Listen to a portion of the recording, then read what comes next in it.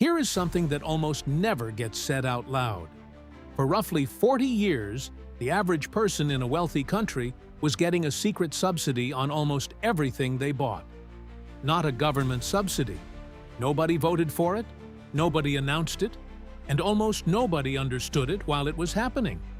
The subsidy came from the structure of the global economy itself. And the reason it matters right now is that the subsidy is ending. And when a subsidy ends, the price goes up.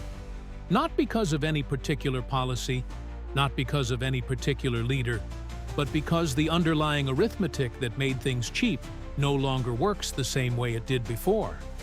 So in this video, I want to work through what that subsidy actually was and how it operated, why it is now unwinding, and what is mechanically driving that, what deglobalization actually costs in dollar terms when you try to put a number on it, and what the historical record says about what economies look like when global supply chains go into reverse. Because we have a rough version of this experiment from the past, and the results were not especially gentle, let me start with an analogy, because the mechanism here is genuinely non-obvious. Imagine you own a bakery. For years, your supplier has been delivering flour at a fixed low price because they have access to a wheat farm with essentially unlimited cheap land and labor. Because your input cost is stable and low, you can sell bread cheaply, keep your customers happy, and still make a profit. Now imagine that supplier retires and the new one charges 3 times as much. Suddenly, your costs go up, your prices go up, and your customers, who have been eating cheap bread for 20 years, are furious, even though nothing you did changed. That is, in very compressed form, what globalization did to the price of manufactured goods in wealthy countries for 4 decades. And what deglobalization does is change the supplier. The specific mechanism worked like this. After the economic reforms of the late 1980s and early 1990s, roughly 2 billion workers in China, India, Eastern Europe, and Southeast Asia entered the global manufacturing labor pool more or less simultaneously. That is not a figure I am rounding up for effect. It is roughly what happened between about 1990 and 2005. Before that, those workers were either behind closed economies or in agricultural sectors that were not integrated into global supply chains. Their entry into the global economy created an enormous one-time reduction in the cost of making things. Factory wages in coastal China in the year 2000 were running somewhere around 50 to 75 cents an hour, compared to around $15 in the United States at the same time. That gap, a factor of roughly 20, is what funded the cheap goods that filled the stores of wealthy countries for a generation. And the macroeconomic consequence was that inflation in manufactured goods was suppressed, even as central banks in wealthy countries ran relatively loose monetary policy. Cheap goods from abroad kept the overall price level in check. That is the subsidy. Now, the subsidy has always had a known expiry date, which is the moment those low-wage economies develop enough that their wages start converging toward global norms. And that convergence has been happening for at least 15 years. Manufacturing wages in China have increased roughly tenfold since the early 2000s. The arbitrage is not gone entirely, but it is substantially smaller than it was. So even without any policy change, the structural tailwind that kept imported goods cheap was already fading. What makes the current moment different is that several other props are being removed simultaneously. The first is energy. The global supply chains that made cheap manufacturing possible in distant countries also required cheap shipping, which required cheap fuel. And the same energy disruptions that are pushing oil prices higher are pushing shipping costs higher. At the peak of the 2022 supply chain crisis, the cost of shipping a standard container from Shanghai to Los Angeles went from roughly $1,500 before the pandemic to over $20,000 at the peak, a factor of about 13. It has come down since then, but has not returned to pre-disruption levels, and the current energy environment suggests continued pressure upward. The second prop being removed is cheap capital. For most of the post-2000 period, global interest rates were historically low. That meant companies could finance long, complex, geographically dispersed supply chains cheaply. The carrying cost of inventory, the cost of building overseas factories, the cost of the financial infrastructure that knitted together a supplier in Vietnam with a customer in Germany.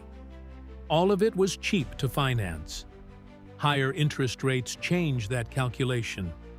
Reshoring production, building redundant supply chains, holding more inventory as a buffer against disruption, all of these things that companies are now being pressured to do are significantly more expensive to finance in a higher rate environment.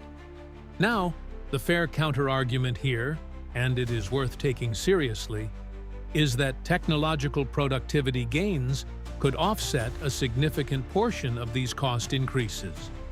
Automation, artificial intelligence, and advanced manufacturing could potentially make domestic production cost competitive with offshore production, even at higher wages.